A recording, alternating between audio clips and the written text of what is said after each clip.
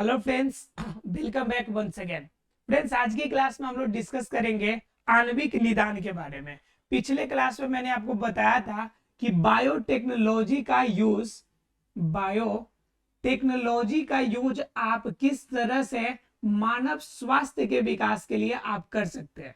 अर्थात क्या, मानव स्वास्थ्य के सुधार के लिए किस रूप में आपका इस्तेमाल किया जाता है बायोटेक्नोलॉजी, इसके बारे में हमने डिस्कस किया था। लेकिन आज की क्लास हम लोग डिस्कस करेंगे कि अगर बायोटेक्नोलॉजी के अलावा हम लोग आणविक रूप में कैसे हम निदान करते हैं मानव के स्वास्थ्य का। ठीक है, या बड़ी बड़ी समस्याओं का पता कैसे लगाते हैं और इनकी सुधार आणविक तौर पर कैसे की जाती है, इनके बारे में। तो जरा गौर कीजिएगा, इस वर्ड पे आणविक निदान की बात कर रहे हैं। तो आणविक का मतलब समझ रहे हैं आप लोग? मतलब क्या? अणु के फॉर्म में। आणविक का मतलब क्या होता है कि अणु के फॉर्म में। और निदान का मतलब क्या होता है? तो छुटकारा पाना। निदान का मतलब क्या होता है? छुटकारा पाना। मतलब क्या? अणु के फॉर्म में आप अपने रोगों से कैसे छुटकारा प्राप्त कर सकते हैं, इनके बारे में हम लोग आज की क्लास में डिस्कस करेंगे। ठीक है, तो देखिए, आणविक रूप में निदान कैसे किया जाएगा, इसके बारे में डिस्कस करना है। पहले क्या होगा कि हमें रोगों का पता लगाना पड़ेगा कि हम रोगों का कैसे पता लगा पाते हैं। तो रोगों का पता लगाने का हमारे पास बहुत सारे विधि है। इसके लिए हम लोग क्या करते हैं कि टेस्ट करते हैं।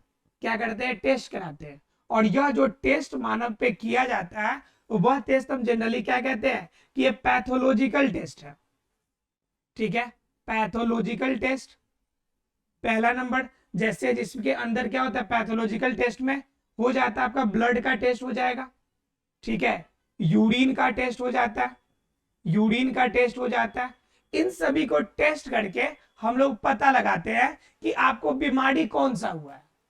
पहले तो पता लगाना पड़ेगा कि बीमारी कौन सा हुआ है। मान लीजिए कोई भी दवा चलाने से पहले डॉक्टर को यह तो पता होना चाहिए कि किस कॉम्बिनेशन की दवा हमें चलानी है। क्यों? क्योंकि पहले हमें यह पता चलेगा, कंफर्म होगा कि आपको रोग कौन सा हुआ। जैसे मान लीजिए कि आपको फीवर हुआ है, हम मान लीजिए कि पेट दर्द की दवा चला दे, तो ये कंफर्म है कि आपको इफेक्ट नहीं करेगा, बल्कि हो सकता है कि एक्शन की जगह पे रिएक्शन भी हो जाए, क्योंकि पेट दर्द की इशू नहीं है। और पेट दर्द को कंट्रोल करने के लिए उस वाले पार्ट को वो निष्क्रिय कर दे कुछ समय के लिए, तो हो सकता है कि नॉर्मल जो बॉडी का वर्किंग मोड है उसमें डिफरेंस आ जाएगी। तो इसी चीज को हम क्या कहते हैं कि रिएक्शन कहते हैं। जब आपका बॉडी बैलेंस तरीके से काम करना बंद कर देती है, तो उसे हम लोग कहते हैं कि रिएक्शन कर रहा है। तो पहले ये चीजें होनी चाहिए कि हमें जांच होनी चाहिए। नहीं तो कभी कभी ऐसा भी होता है कि जांच सही तरीके से नहीं हो और आपके रोग का सही पता नहीं चल पाता है, जिनके वजह से लंबे समय तक आप इलाज तो कराते हैं, दवाएं तो खाते हैं, लेकिन उसका कोई भी लाभ आपको नहीं हो पाता है। तो इसके लिए जरूरी है कि आपके बॉडी का प्रॉपर तरीके से टेस्ट होना। जब टेस्ट होगा, जब सही रोग का पता चलेगा, तो उसके बाद जो दवाएं चलेंगी वह आपके फेवर में चलेगा।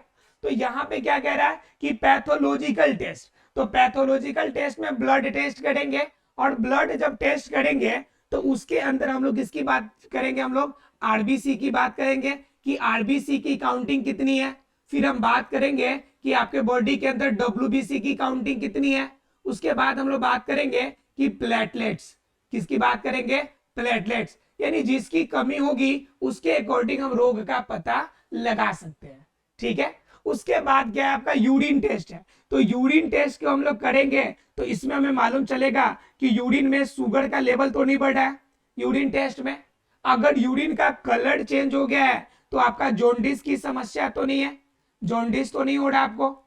मतलब कि बहुत सारी ऐसी समस्याओं का पता हम यूरिन टेस्ट से भी लगा सकते हैं। मतलब क्या? ब्लड टेस्ट, यूरिन टेस्ट के माध्यम से हम बहुत सारे रोगों का पता लगा सकते हैं। लेकिन एक बात है कि सारे रोगों का पता सिर्फ इन टेस्ट से नहीं किया जा सकता है। ठीक है, हम बहुत सारे रोगों के बारे में जानकारी प्राप्त कर सकते हैं, लेकिन सभी रोगों की जानकारी हम पैथोलॉजिकल या नॉर्मल टेस्ट के माध्यम से नहीं कर सकते हैं। जैसे मान लीजिए किसी को कैंसर की बीमारी है, किसी को हेपेटाइटिस बी की बीमारी है। आप बताइए, क्या उनकी ब्लड टेस्ट या यूरिन टेस्ट से पूरी क्लियर एंड कंफर्म हम बता सकते हैं कि इसे कैंसर का रोग हुआ है? कभी नहीं बता सकते हैं। ठीक है, अगर किसी को एड्स की बीमारी है तो क्या हम इन टेस्ट के माध्यम से बता सकते हैं क्या? तो बिल्कुल भी इन टेस्टों के माध्यम से हम ऐसे रोगों की पता नहीं लगा सकते हैं। तो बात आती है कि जब इतने बड़े प्रॉब्लम होंगे तो इनको बचाने के लिए आपके पास कौन सा ऑप्शन होगा? आप कैसे बता पाएंगे कि कौन सा रोग है? और जब पता आपको चलेगी तो इन रोगों का छुटकारा पाने के लिए आप किस तरह की दवाओं का इस्तेमाल आप करेंगे? दो अलग अलग पहलू है। तो पहले हम लोग जानते हैं कि इस टेस्ट के अलावा ऐसा कौन सा टेस्ट है जो वैसे रोगों को भी पता लगा पाता है जो इसके क्राइटेरिया से बाहर की चीज है। ठीक है, तो उन टेस्टों में हम लोग एक टेस्ट करते हैं जिसका नाम है पीसीआर। जिसका नाम क्या है? पीसीआर। तो पीसीआर क्या है कि पॉलीमेरेज चेन रिएक्शन है। क्या है आपका? पॉलीमेरेज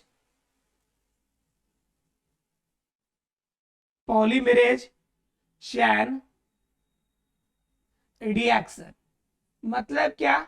ये क्या बताता है कि पॉलीमेरेज चेन रिएक्शन मतलब ये आपको बताता है कि ब्लड के अंदर जो चेन है, जो पॉलीमेरेज जो बहुलक बन रहा है, उसके चेन में कोई प्रॉब्लम तो नहीं है। मतलब सीधे शब्दों में कहे तो समझ में आएगा कि ब्लड के अंदर कोई अगर इंफेक्शन होता है, अगर किसी भी तरह से इंफेक्शन की वजह से बॉडी के अंदर कोई भी अगर प्रॉब्लम क्रिएट होता है जो मालूम नहीं चल रहा है, तो उसकी टेस्ट हम किसके माध्यम से कर लेते हैं? पीसीआर के माध्यम से कर लेते हैं। तो पॉलीमेरेज चेन रिएक्शन हमें बता देता है कि ब्लड के अंदर इम्बैलेंसी कहां से शुरू हो रही है। अब जब हमें पता चल गया कि ब्लड के अंदर इंफेक्शन है, ये अगर पता चल जाएगा तो बताइए हम उपयुक्त दवा का इस्तेमाल चाहे तो कर सकते हैं या नहीं कर सकते हैं?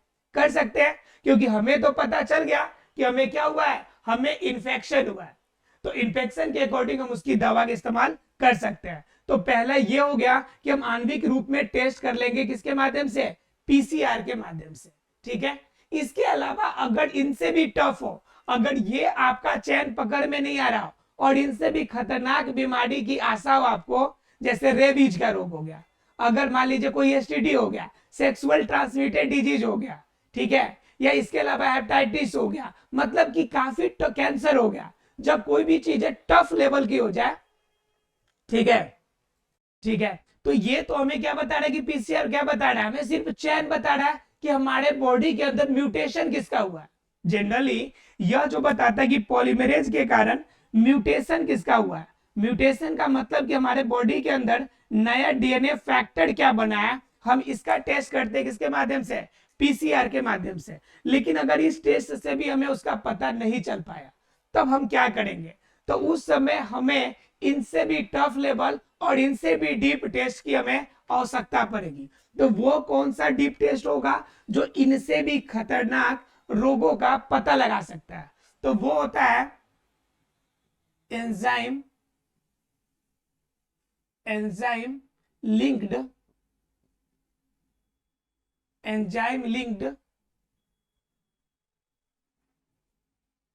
उसके बाद एब्जॉर्बेंट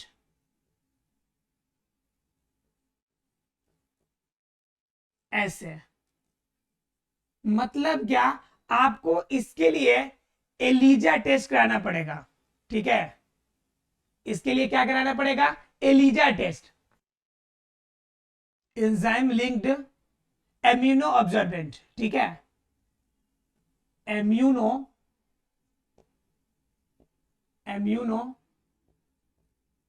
ऑब्जर्वेंट। ठीक है, अब जरा समझिए, इलीजा मतलब ई मतलब कि एंजाइम मतलब ई, लिंक्ड मतलब एल, इम्यूनो आई, अब आपका ऑब्जर्वेंट इम्यूनो ऑब्जर्वेंट मतलब कि एस और ये ए। तो ये टेस्ट क्या कहलाएगा? हमारा एलिजा टेस्ट कहलाता है। क्या कहलाता है आपका? ELISA test. तो एलिजा टेस्ट का मतलब क्या? एंजाइम जो लिंक्ड होंगे, जो इम्यूनो ऑब्जर्वेंट आपका यानी कि बॉडी के अंदर जो इम्यूनो अर्थात की जो प्रतिरक्षी तंत्र है वह जब प्रभावित होगा तो वैसे रोगों का पता लगाने के लिए आप किसका टेस्ट कीजिएगा, आप एलिजा टेस्ट करते हैं। कौन सा टेस्ट करते हैं आप, एलिजा टेस्ट करते हैं। और पीसीआर जब नॉर्मल कोई भी रिएक्शन होगा और बॉडी के अंदर म्यूटेंट बनेगा और म्यूटेशन के फलस्वरूप अगर चैन में चेंजेस होगा, अगर किसी भी तरह का रिएक्शन दिख रहा है तो रिएक्शन के लिए आप पीसीआर टेस्ट कीजिएगा। और उनसे भी अगर टफ किसी भी तरह एंजाइम्स की वजह से आपका इम्यूनो सिस्टम अगर गड़बड़ हो रहा है तो इम्यूनो सिस्टम के लिए आप किसका टेस्ट कीजिएगा, एलिजा टेस्ट कीजिएगा। मतलब ये दोनों टेस्ट आपके बॉडी के अंदर टफ लेवल के रोगों का पता लगाने के लिए है। ठीक है, अर्थात जितना टफ लेवल होगा उसमें आप पता लगा सकते हैं। तो आणविक फॉर्म में जब टेस्ट किए जाएंगे और जब बड़े टेस्ट का पता लगा पाएंगे तो बताइए कि मानव स्वास्थ्य के बड़े से बड़े रोगों का भी अगर पता लग जाए तो हम उनके निदान के बारे में सोच सकते हैं या नहीं सोच सकते हैं। बड़े से बड़े अगर रोग का पता चल जाए हमें तो हम जरूर उनके निदान के बारे में अर्थात क्या, उनके उपचार, उनके ट्रीटमेंट के बारे में हम लोग जरूर सोच सकते हैं। तो इसलिए ये टेस्ट किए जाते हैं जब हमें आणविक रूप से आपका स्वास्थ्य अर्थात कि जितने भी मानव के स्वास्थ्य है, आणविक स्वास्थ्य की बात हम लोग करते हैं। अर्थात क्या, आणविक तौर पर स्वास्थ्य की निदान करने की बात करते हैं। तो पीसीआर टेस्ट, एलिजा टेस्ट किया जाता है। अगर नॉर्मल कंडीशन होगा तो पैथोलॉजिकल टेस्ट में ब्लड टेस्ट, यूरिन टेस्ट अर्थात, और कुछ टेस्ट ऐसे भी होते हैं जो लिक्विड टेस्ट होते हैं। लिक्विड मतलब बॉडी के अंदर पोटेशियम का लेवल कितना है, मैग्नीशियम का लेवल कितना है, ठीक है, आपके बॉडी में वाटर लेवल कितना है, यानी बॉडी के अंदर जितनी भी लिक्विफाइड फॉर्म है इन सभी का टेस्ट कराना जरूरी होता है। ठीक है, उसके बाद आपके बॉडी के स्पेसिफिक पार्ट का आपका अलग अलग टेस्ट होता है। जैसे कार्डियक पार्ट का अलग टेस्ट होगा, ब्रेन का अलग टेस्ट होता है। तो वो सभी आपके इंडिविजुअल अंगों का टेस्ट होता है। लेकिन नॉर्मल अगर ओवरऑल टेस्ट की बात कीजिएगा तो ये 3 टेस्ट सबसे महत्वपूर्ण माने जाते हैं। क्लियर है फ्रेंड्स? तो आशा है कि आपको समझ में आ गया होगा कि किस प्रकार से मानव के बड़े से बड़े रोगों का हम लोग पता लगा सकते हैं। और आणविक रूप में जब रोग पता चल जाएगा तो उनका निदान भी हम लोग कर सकते हैं। ठीक है, अब जरा सा हम लोग जानेंगे कि बायोटेक्नोलॉजी का यूज हमने कर लिया, हमने इतने बड़े बड़े रोगों का भी पता लगा लिया। लेकिन बात प्रॉब्लम एक ये आती है कि इतने बड़े रोग और इतने बड़े बायोटेक्नोलॉजी का यूज अगर हम करते हैं तो कंफर्म है कि डायरेक्ट अगर कोई भी रोग का हमें पता लगाना पड़ेगा या किसी भी रोग के बारे में जानकारी या फिर उसके बारे में खोज किया जाएगा उसके मेडिसिन की, तो कंफर्म है कि उसका ट्रायल मानव पर नहीं किया जाएगा। तो आखिर उसका टेस्ट कहाँ किया जाता है और कैसे किया जाता है और टेस्ट के क्या प्रभाव हो सकते हैं, इनके बारे में हम लोग जानते हैं थोड़ा सा। ठीक है, अर्थात क्या, कौन से परजीवी तंत्र होते हैं जिन परजीवी तंत्र पे हम लोग अपने स्वास्थ्य के लिए बायोटेक्नोलॉजी का यूज करके उनके बारे में पता लगाने की कोशिश करते हैं। देखिए, तो आप देखेंगे कि बायोटेक्नोलॉजी को हम लोग यूज करने से पहले इनकी ट्रायल कहाँ कहाँ करते हैं और किन चीजों पे हम ट्रायल करते हैं। तो पहले अगर बात कीजिएगा तो सामान्य वृद्धि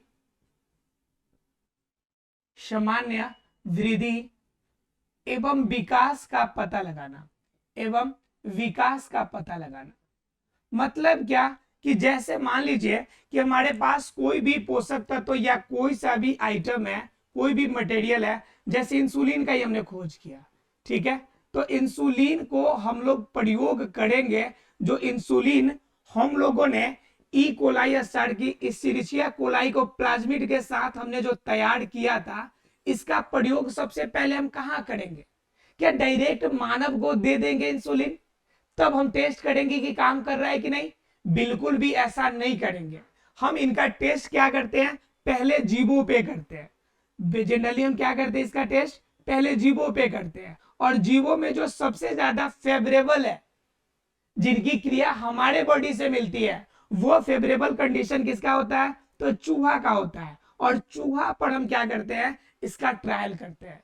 किसका? अर्थात कि सामान्य वृद्धि और विकास का, कि हम इंसुलिन या फिर इस तरह से कोई भी पोषक तत्व, जैसे कृत्रिम तरीके से हमने प्रोटीन बना लिया, कृत्रिम तरीके से हमने कार्बोहाइड्रेट बना लिया, कुछ भी अगर बनाया तो इसका ट्रायल हम कहाँ पे करेंगे, पहले चूहे पे या अन्य जीवों पे करेंगे, और जीवों पे हम उनके वृद्धि और विकास का पहले पता लगाएंगे, और पता लगाने के बाद देखेंगे कि उनके बॉडी के अंदर क्या चेंजेज हो रहा है, और जब ये चेंजेस प्रॉपर तरीके से हो जाएंगे तब हम इनका ट्रायल कहाँ करेंगे, मानव शरीर पर किया जाता है। तो ये हो गया कि सामान्य वृद्धि एवं विकास में बायोटेक्नोलॉजी का यूज करने से पहले, मानव पे यूज करने से पहले अन्य जीवों पर इनकी ट्रायल की जाती है। पहली नंबर बात।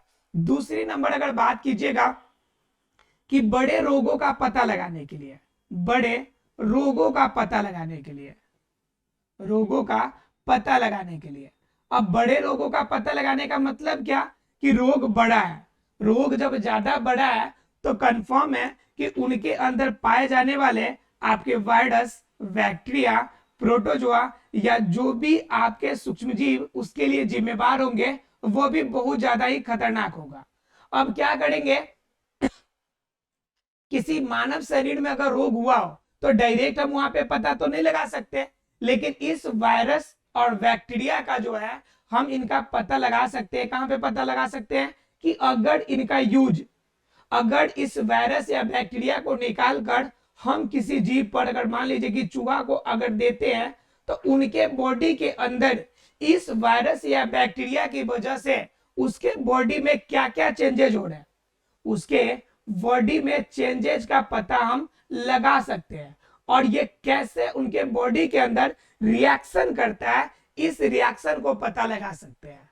और जब यहाँ पे हमें पता चल जाएगा कि बॉडी के अंदर यह वर्ग कैसे करता है, यह बैक्टीरिया और वायरस फैलता कैसे है, तो उसके बाद हम लोग इसके दबाव को, उस चैन को रोकने के लिए दवा बनाते हैं। वास्तव में दवा बनाने के लिए यही तरीका होता है कि पहले हमें पता लगाना पड़ता है कि वो वायरस, वो बैक्टीरिया आखिर बॉडी में जाने के बाद वृद्धि कैसे करता है, हम कौन सा मेथड लगाए कि उनके वृद्धि और विकास को रोक सकते हैं। तो इस वृद्धि और विकास का जो लाइव टेलीकास्ट है वो कहां पर किया जा सकता है, तो उसके लिए एक ही ऑप्शन आपके पास है, वो है आपका जीव। ठीक है, मानव पे तो आप कर नहीं सकते, मानव पर आप चाहे तो कर नहीं सकते हैं, तो इसके लिए कहां पे टेस्ट करेंगे इसका, तो इसके लिए टेस्ट करेंगे आप मानव पे नहीं बल्कि अन्य जीवों पर आप इनका टेस्ट करेंगे, और अन्य जीवों पर जब टेस्ट करेंगे तो इनके बॉडी में जो चेंजेज होंगे उसके आधार पर आप पता लगा सकते हैं कि वायरस और बैक्टीरिया के द्वारा क्या क्या चेंजेज हो रहा है, और इनके आधार पर हम कर सकते हैं, पता लगा सकते हैं कि किस रूप में हमें इस्तेमाल करना है।